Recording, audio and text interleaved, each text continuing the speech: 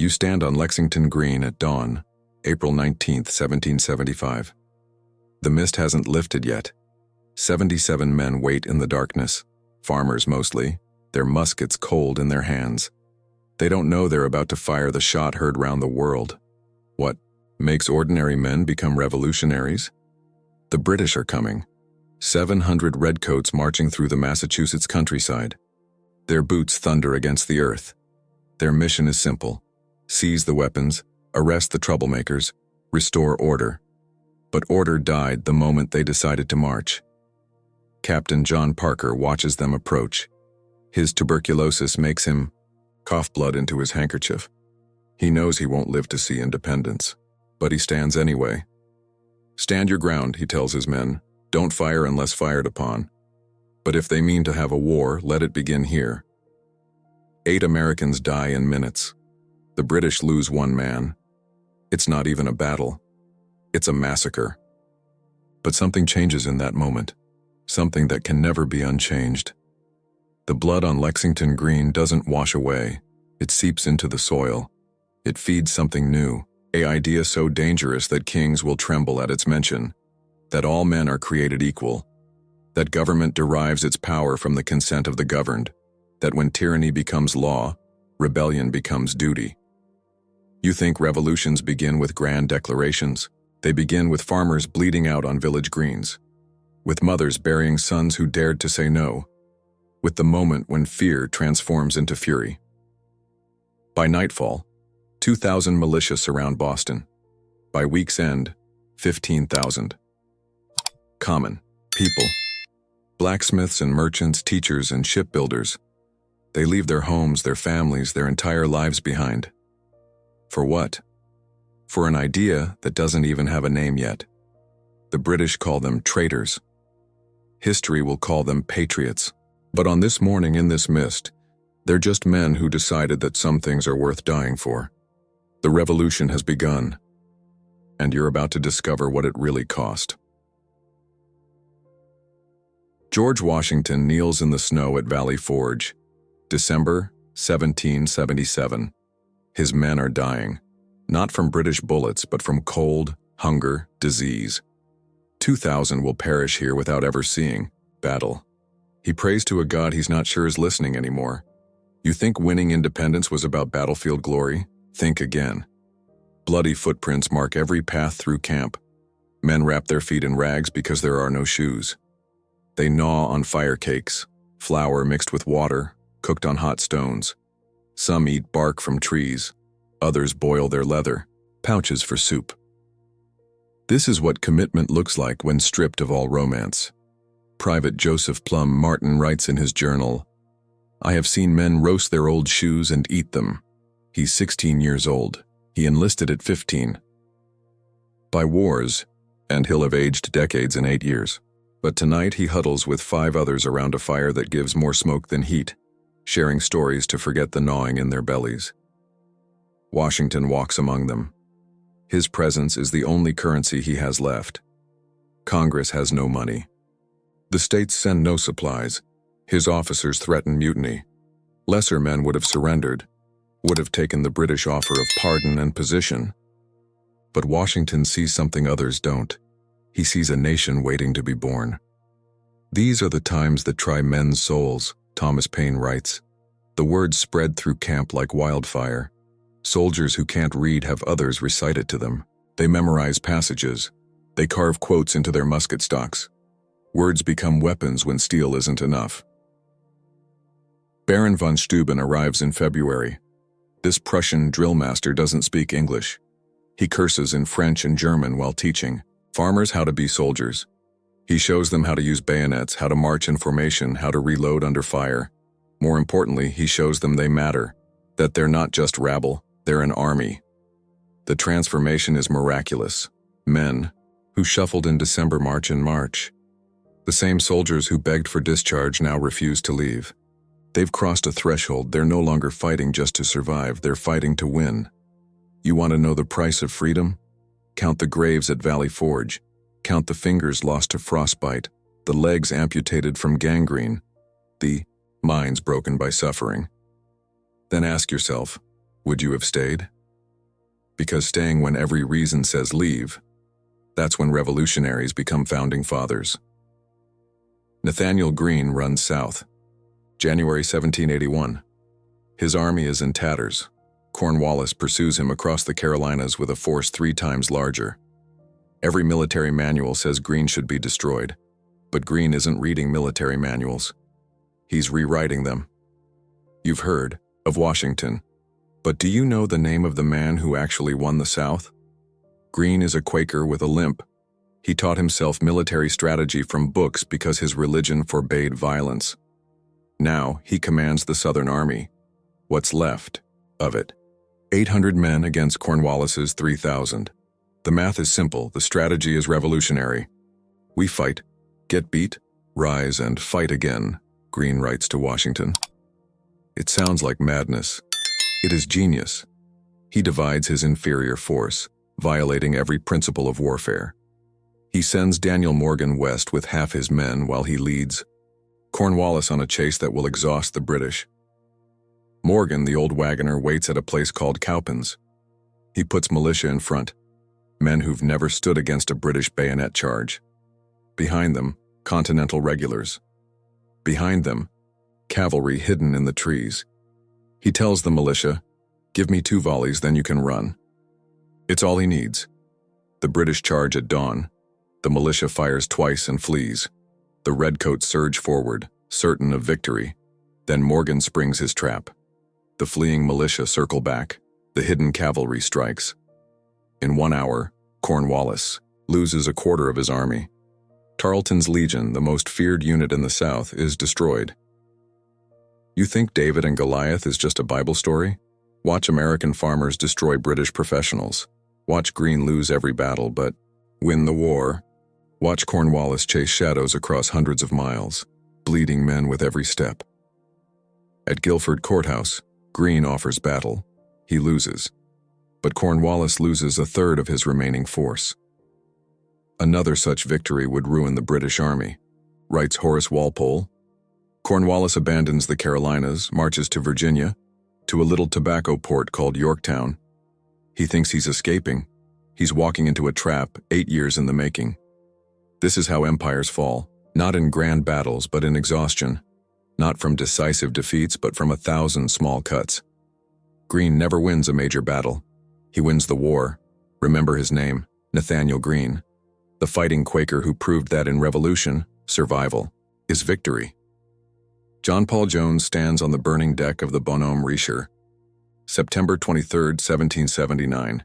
His ship is sinking. Half his crew is dead. The British captain calls for his surrender. Jones's response echoes across history.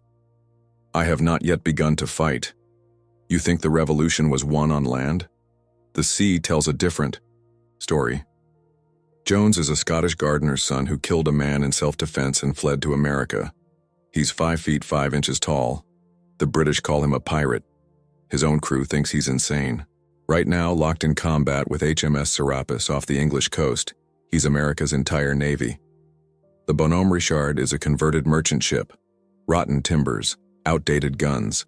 Against her stands Serapis, faster, newer, with guns that can tear Jones apart at range. The smart move is to run. Jones does the opposite. He rams Serapis, lashes the ships together. If he can't outgun them, he'll make it a knife fight. Below decks, water rises. The carpenter tries to surrender, screaming that they're sinking. Jones shoots him. Not for cowardice, for accuracy. They are sinking. But Jones knows something about desperate men. They fight harder when there's nowhere to run. American sharpshooters in the rigging pick off British officers. Grenades dropped through hatches ignite powder stores. The British guns fall silent one by one.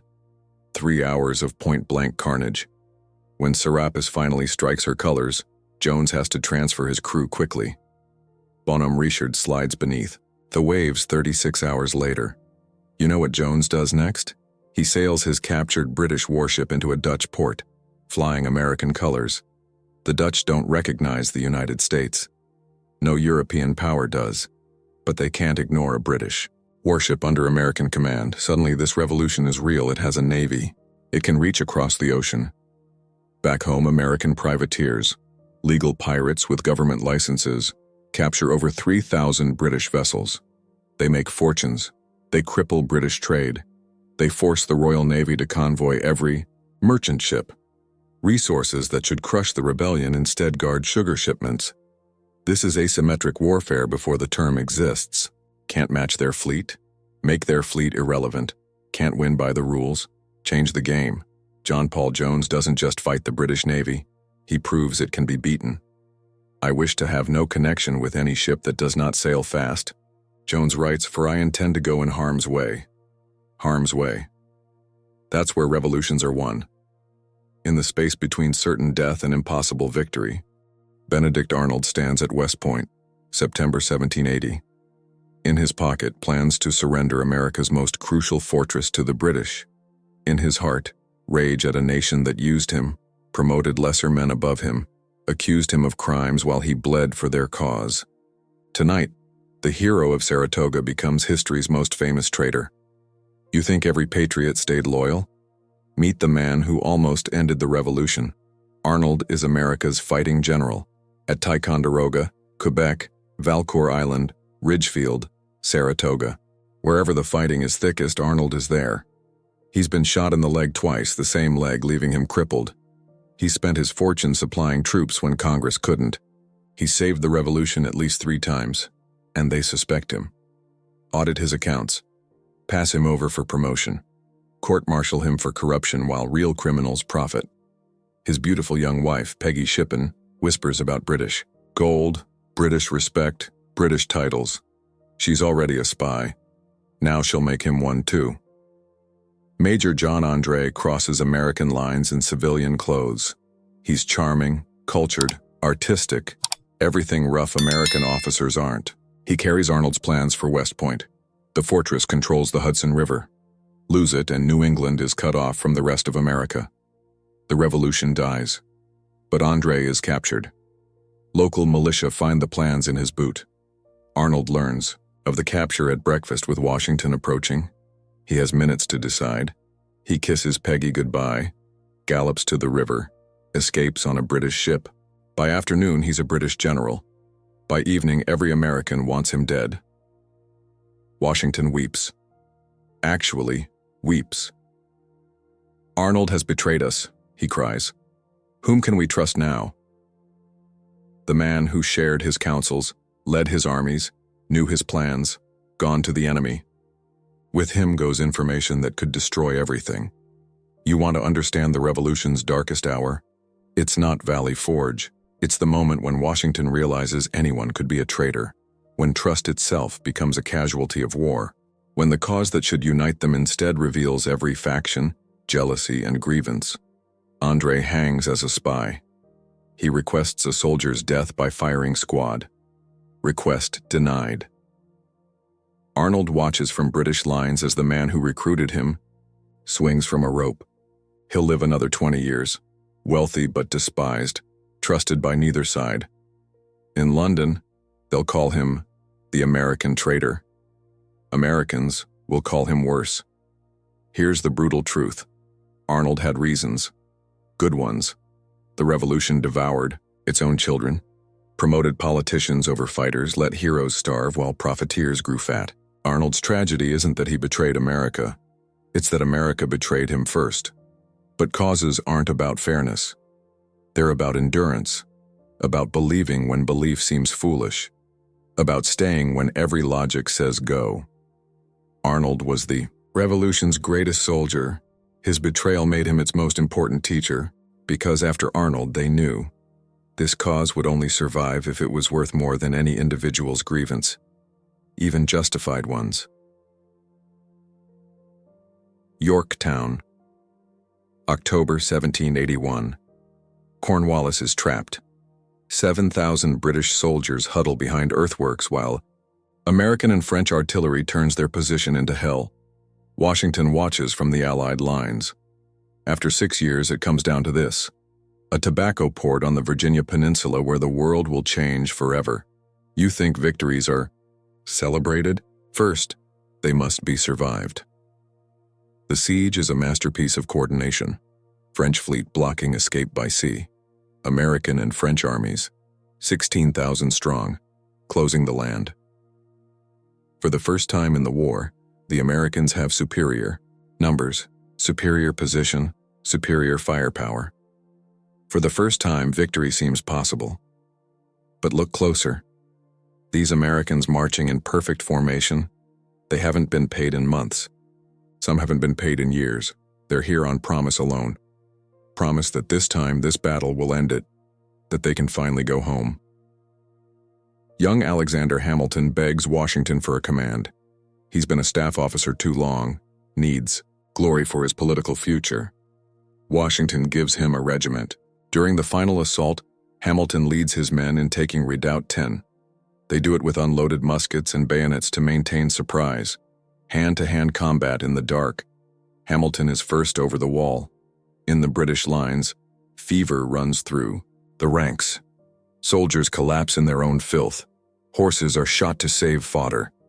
Officers drink their last bottles of wine, knowing surrender approaches. Some weep, others rage. All wonder how the greatest empire on earth lost to colonial rabble. Cornwallis tries to escape across the York River. A storm scatters his boats. He considers a final charge, death before dishonor.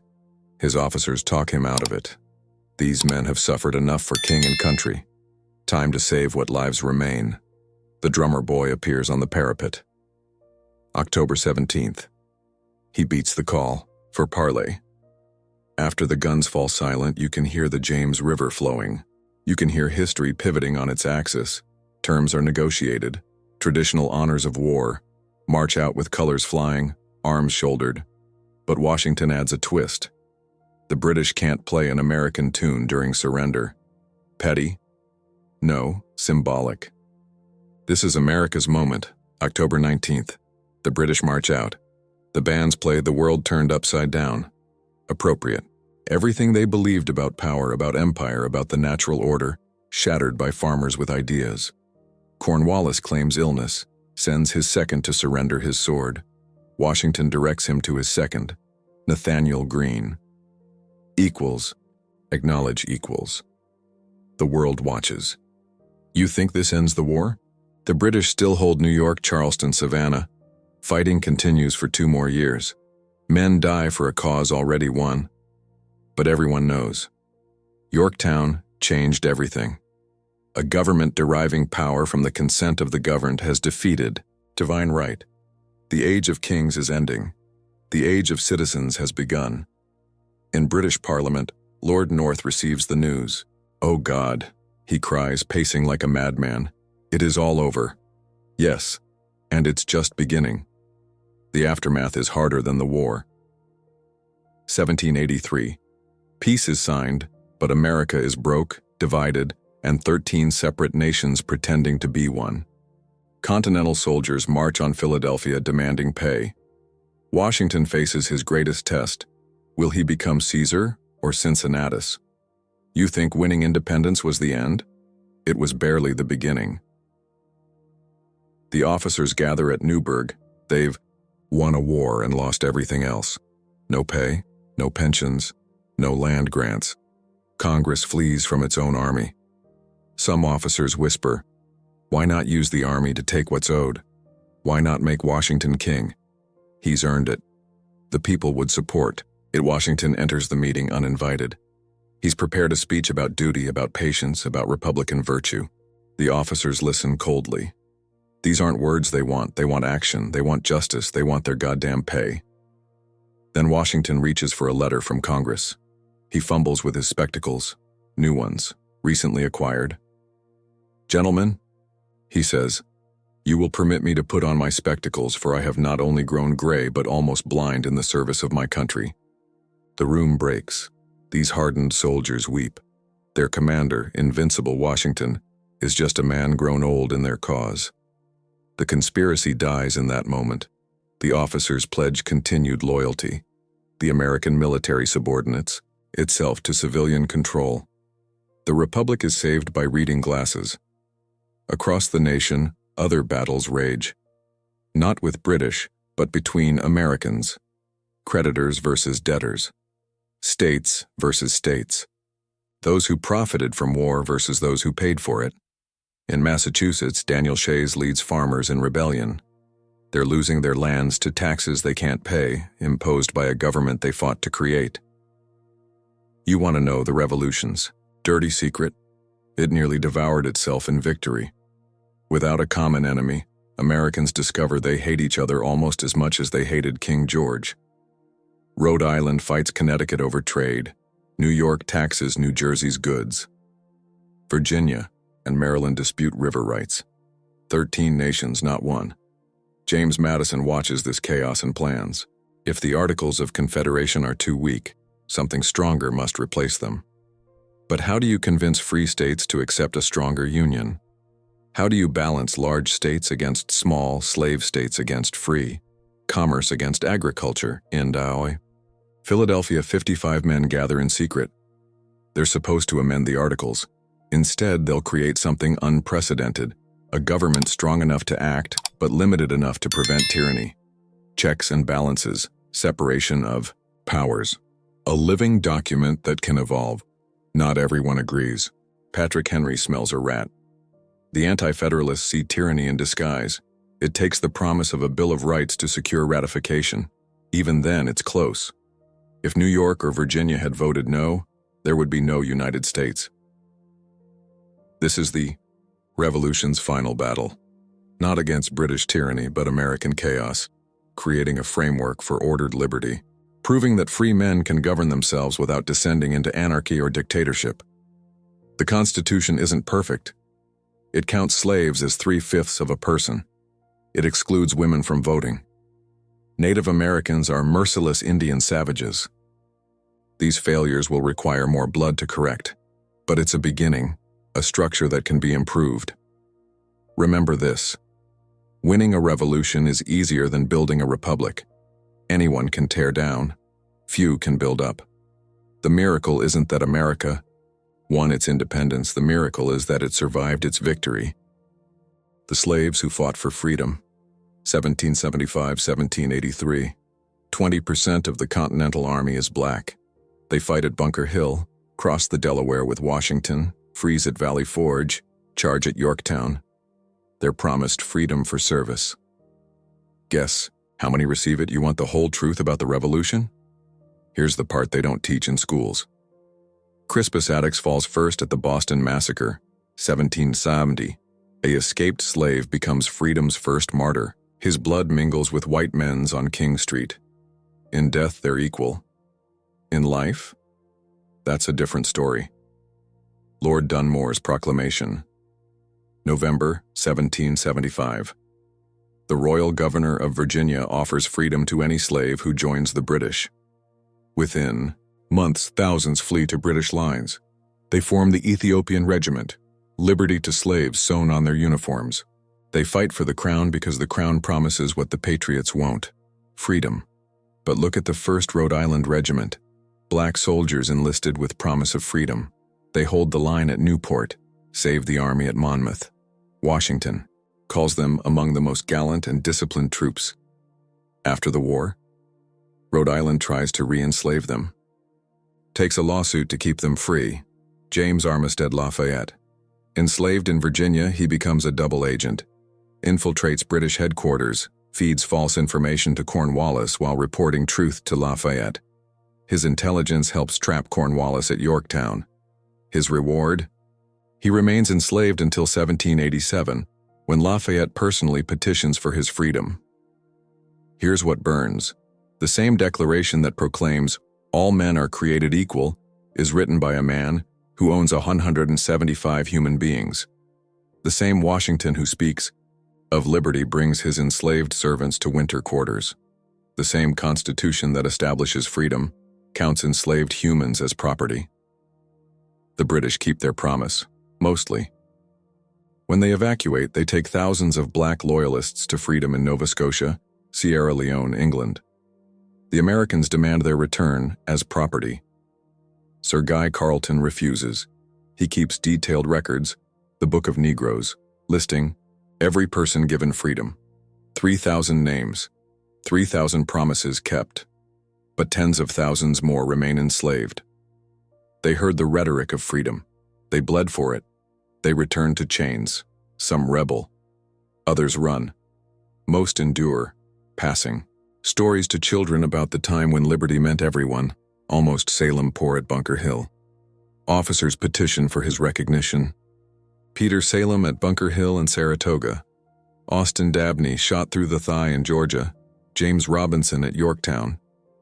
Thousands of names lost to history because no one bothered recording them.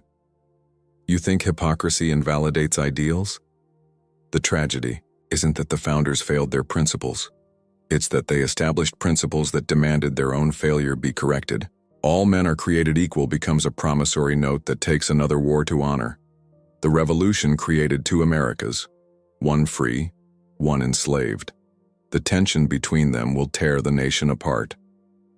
But on these battlefields, for these moments, black hands hold muskets beside white ones.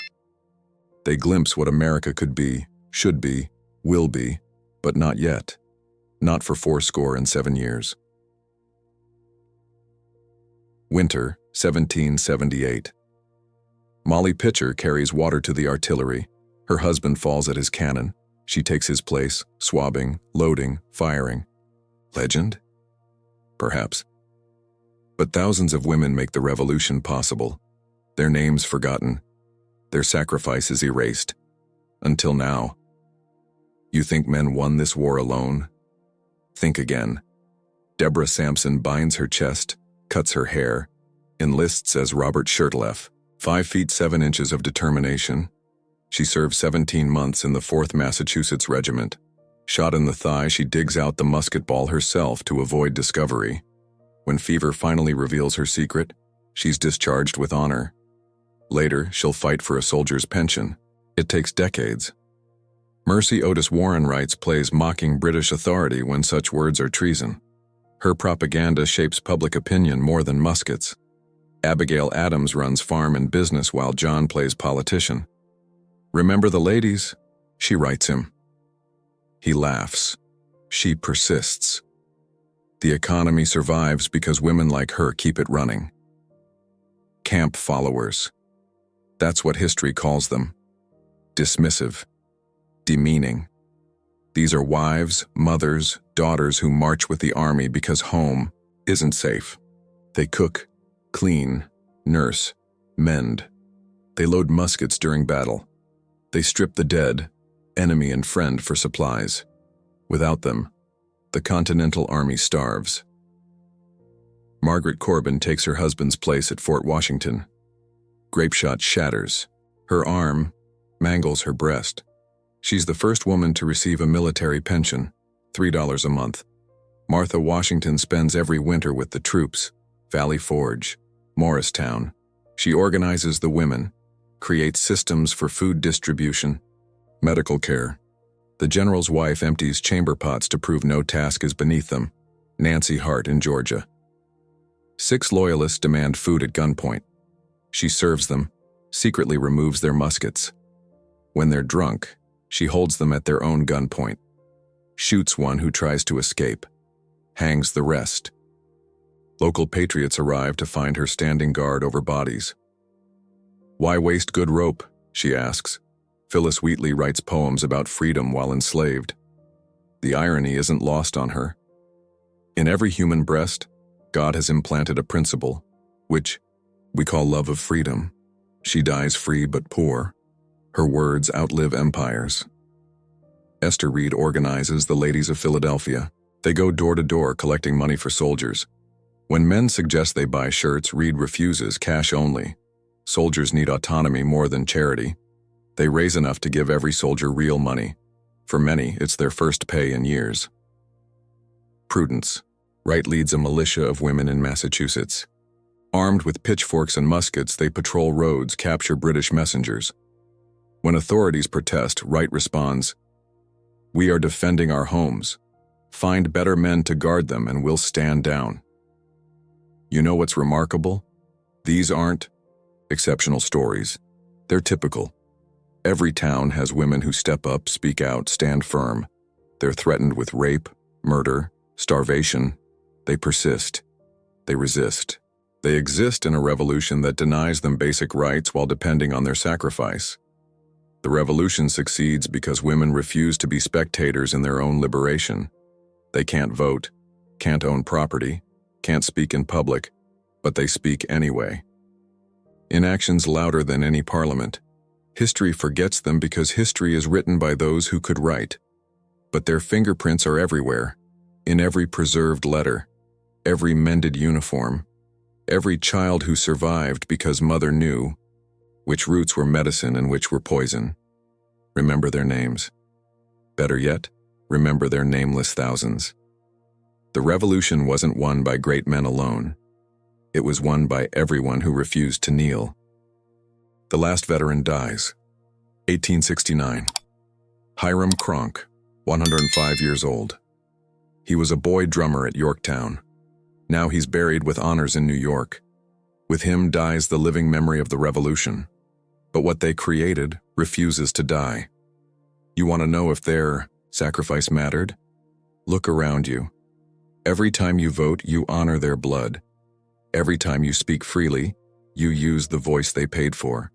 Every time you worship, or don't, as conscience dictates, you exercise rights they died to establish. They gave you something kings and emperors couldn't imagine, the right to determine your own destiny. But with rights come responsibilities they also died for. The obligation to perfect what they couldn't, to extend freedom to those they excluded, to build the more perfect union they only dreamed of. They started something, you continue it, or it ends. Think about Private Joseph Plum Martin, who survived the entire war. He wrote his memoirs because America was forgetting the shoeless marches, the starvation, the way revolution really feels. The soldiers, he wrote, ought to be remembered by their country with gratitude. Think about Elizabeth Freeman, enslaved in Massachusetts, who heard the new state constitution declare all men free and equal. She sued for freedom, and won. 1781. The revolution's promises used against its failures. That's how change happens. Not through permission, through persistence. Think about the Oneida Nation who sided with the Americans and paid for it. Their lands stolen by the nation they helped birth. Promises broken. Treaties ignored. They remind us, freedom for some at the expense of others isn't freedom. It's tyranny with better marketing.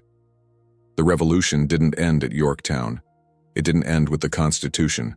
It hasn't ended yet. Every generation faces the same choice those farmers faced at Lexington. Submit or resist. Accept or change. Kneel or stand. What would you have done at Valley Forge, when the cause seemed hopeless and home called? What would you have done at Newburgh, when seizing power seemed justified? What would you have done when they said all men but meant some men? Here's the hard truth, you're doing it now. Every choice you make either extends their revolution or betrays it. Every time you stay silent when you should speak. Every time you accept what should be challenged. Every time you say, that's just how things are. They didn't accept how things were. Neither should you. The American Revolution wasn't about replacing one set of masters with another. It was about the radical idea that no one needs masters, that ordinary people can govern themselves, that power flows up from the people, not down from thrones. But ideas don't enforce themselves.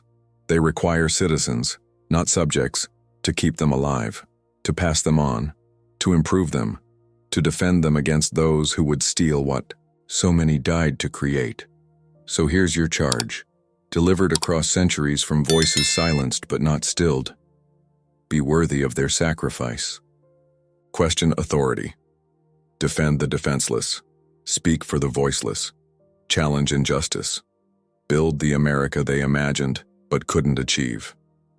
Because the revolution, it's not history. It's now. It's you. It's the choice you make today between comfortable silence and dangerous truth. They did their part. They took a world of kings and gave you a republic. If you can keep it. Like the video, subscribe, and share your thoughts below. This channel is for those who believe history is made, not only by armies but by individual courage.